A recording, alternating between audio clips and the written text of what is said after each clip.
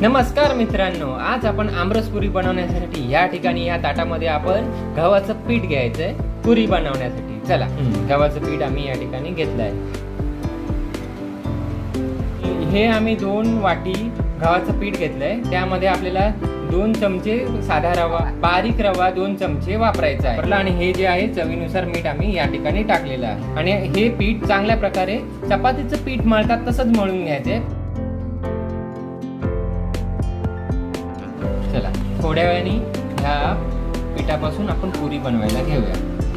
पीठ चांगल्या प्रकारे मळून झालेलं आहे। जरा 2-5 मिनिटांसाठी झाकून ठेवूया हे पीठ। झाकून ठेवूया हे पीठ 5 मिनिटांसाठी। पुऱ्यांचं पीठ झाकून ठेवलंय, तोपर्यंत आपण ह्या आंब्यांचा आमरस बनवूया।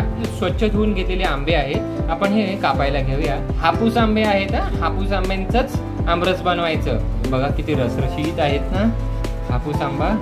बघा असा हापूस आंबा पाहिजे। काय झालं माहितीये, पेटीमध्ये जेवढे पिकलेले आंबे होते ना, तेवढे पिकलेले आंबे आम्ही बाहेर काढून काही ना काय बनवतोय। का माहितीये, जर वेळेत त्याचं काहीतरी जिन्नस बनवलं ना तर त्याचा काहीतरी उपयोग आहे। म्हणून आज आम्ही म्हटलं, काल तर आमरसच नुसतं बनवून खाल्लं, आज म्हटलं आमरस बरोबर पुरी बनवूया। आंबे कटिंग करून झालेले आहेत, आपण पाहू शकता या ठिकाणी। बघा सर्व हापूस आंबे चांगले असे कटिंग करून झाले आहेत। आपण याचं गर काढून घेऊया मिक्सरच्या भांड्यात। हे बघा अशा प्रकारे याचं गर काढा, थोडा अजून गर येईल, सावकाश गर काढा। आणि मग नंतर ना सालीला चिकटलेला जो गर असतो ना, ते चमच्याने काढा। बघा असे सुंदर हापूस आंब्याचे गर काढून आमरस बनवा, आमरस पुरी सोबत खायला। ह्याला म्हणतात कोकणचा राजा हापूस। आपल्याला सांगू इच्छितो, सर्व आंब्याचा गर आम्ही मिक्सर मध्ये काढून घेतलेला आहे, आपण पाहू शकता। पण 5 चमचे साखर टाकूया, कारण का आंबे आधीच खूपच गोड आहेत, हापूस आंबे आहेत ना, म्हणून हे खूपच गोड आहे। आणि यावरती जरा वेलची पूड टाकूया आणि थोडस चवीनुसार मीठ टाका। बघा एवढंच चवीनुसार मीठ टाका आणि यावरती झाकण लावूया। खोलून पाहूया, झाकण खोल। वाव, खूपच सुंदर आमरस तयार झालेला आहे। हे बघा चमच्यामध्ये बघा किती सुंदर दिसत आहे ना आमरस।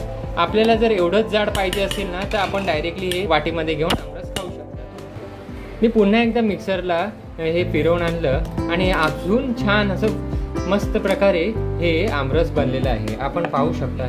हे आमरस पुरी सोबत खाण्यासाठी योग्य झालं आहे। पुरी बनवेपर्यंत जरा झाकून ठेवूया। पुरी बनवून झाली का वाटीमध्ये घेऊन दाखवतो, झाकून ठेवूया। 5 मिनिटं झाली आहे आमरस बनवेपर्यंत आणि हे पीठ चांगलं असं मऊसूत झालेलं आहे। थोडंसं मळून घेऊया आणि याच्या पुऱ्या बनवायला घेऊया। चला, लाटायला घेऊया छान असं। अशा प्रकारे लाटून झालेली आहे पुरी बनवण्यासाठी पोळी। आणि मग याचे आपण पुऱ्यांच्या आकाराचे पुऱ्या करायला घ्यायच्या। एक चांगला असं झाकण, बघा असा एक डब्बा घ्यायचा आणि त्याच्या पुऱ्या करायच्या। जवळून ना किती, एकदा पोळी लाटून घेतल्यावर कमीत कमी 5-6 पुऱ्या बनल्या पाहिजे। महाराष्ट्रीयन लोक काय करतात, धारदार डब्याच्या धारेच्या सहाय्याने पुऱ्या कटिंग करतात।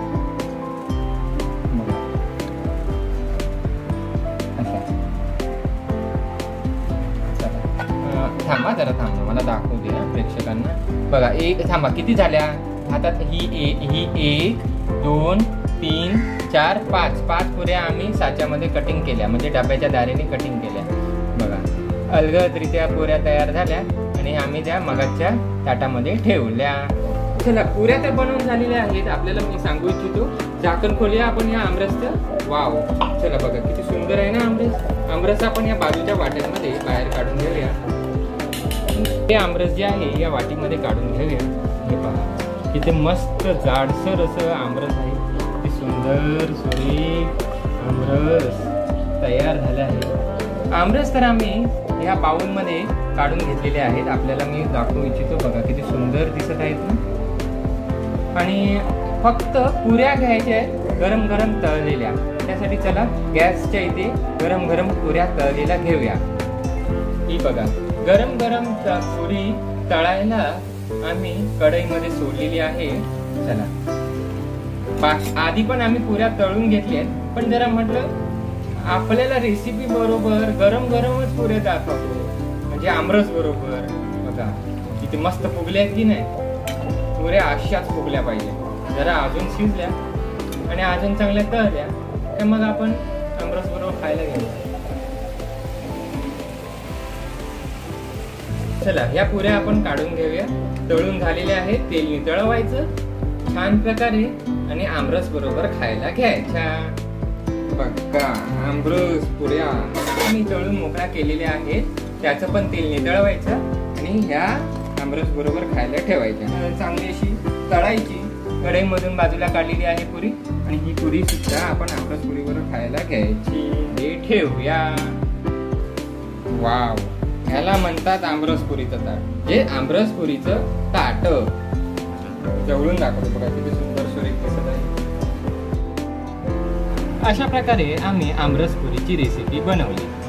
ही रेसिपी जर आपल्याला आवडली असेल ना तर घरी नक्की करा आणि आम्हाला सांगा की आपण कोणत्या पद्धतीने आमरसची रेसिपी बनवता. आणि ही रेसिपी जर आवडली असेल तर घरी करा आणि या चॅनलला सबस्क्राईब पण करा.